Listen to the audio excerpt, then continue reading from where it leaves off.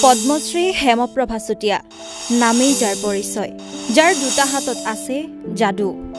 দুটি হাতৰ যাদুত প্ৰাণ পাই নুঠে কি কীৰ্তন, কি গুণমালা, কি নামঘোষা।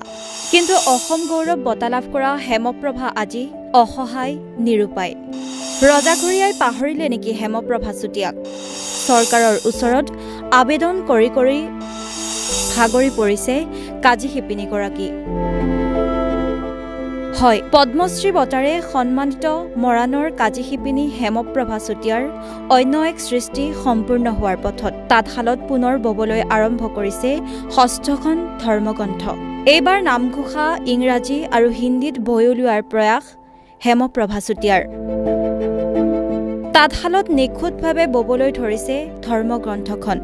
2013 চনৰ পৰা তাঁতশালত ধৰ্মগ্ৰন্থ বৈ অহা হেমপ্ৰভা চুতীয়াই ইতিমধ্যে গুণমালা, নামঘোষা, ভাগৱত গীতা সংস্কৃত আৰু ভাগৱত গীতা ইংৰাজীত বৈ উলিয়াইছে। ইয়াৰ বাবে তেওঁক 2022 বৰ্ষত ৰাজ্য চৰকাৰে অসম গৌৰৱ বঁটা আৰু 2023 বৰ্ষত ভাৰত চৰকাৰে পদ্মশ্ৰী বঁটা প্ৰদান কৰিছিল।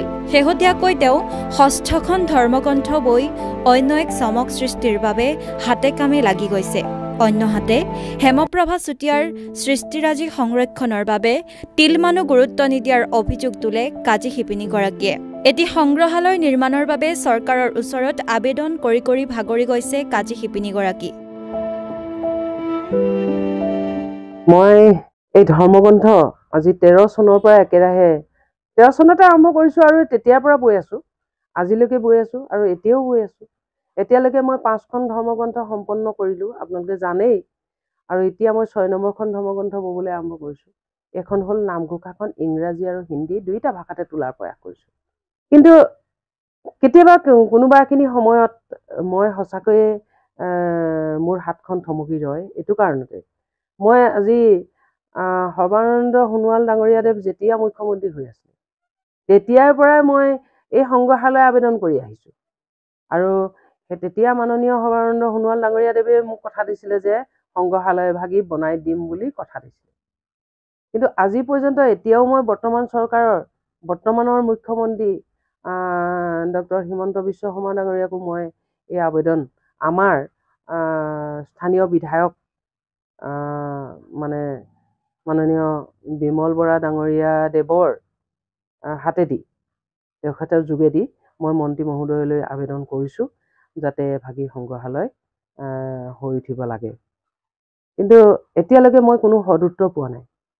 সংগ্ৰহালয়ৰ কাৰণে মই কিছুমান কাম, প্ৰাথমিক কাম মই আগে বাঢ়িছোঁ। কাৰণ আমাৰ চুতীয়া উন্নয়ন পৰিষদৰ তৰফৰ পৰা 10 লাখ টকা এটা দিলে, তাত এটা সৰু অফিচ ঘৰ হ'ল।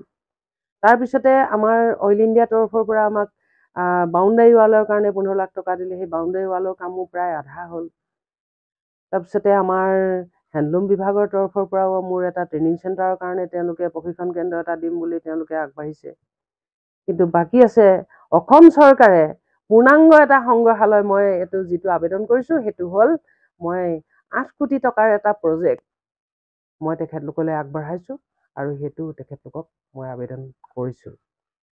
আশা কৰিম খুব সোনকালে অনুষ্ঠানভাগি হৈ উঠক। মই সংগ্ৰহালয় ভাগি বনাবলৈ প্ৰস্তুতি চলাইছোঁ আৰু চৰকাৰক আবেদন কৰিছোঁ। অকল মই চৰকাৰৰ ওপৰত ভৰসা কৰি থকা নাই, কাৰণ মই এটা ট্ৰাষ্ট কৰিলোঁ, ট্ৰাষ্ট গঠন কৰি আৰু সেই ট্ৰাষ্টৰ নামত মই সংগ্ৰহালয় বনাবৰ কাৰণে মাটিটো দান কৰিলোঁ। আৰু তাৰ লগতে মই মাটিটো ছইল টেষ্ট কৰি এটা প্ৰজেক্টো তৈয়াৰ কৰিলোঁ। আৰু সেই প্ৰজেক্টটোকে মই অসম চৰকাৰক দিছোঁ যে এনেকুৱা এটা উন্নত প্ৰযুক্তি বৈজ্ঞানিক পদ্ধতিৰে সংৰক্ষণ কৰিব পৰা ইণ্টাৰনেশ্যনেল লেভেলৰ এটা সৰু সংগ্ৰহালয় বনাবৰ কাৰণে তেওঁলোকক মই আবেদন কৰিছোঁ। মই আপোনালোকৰ জৰিয়তে পুনৰবাৰ মই অসম চৰকাৰলৈ আবেদন জনাইছোঁ যাতে এই সংগ্ৰহালয় ভাগি খুব সোনকালে তেখেতলোকে ইয়াত বনোৱাৰ মোক আশ্বাস দিয়ক। মই তাৰ কাৰণে আপোনালোকক অসম চৰকাৰক আহ্বান জনাইছোঁ।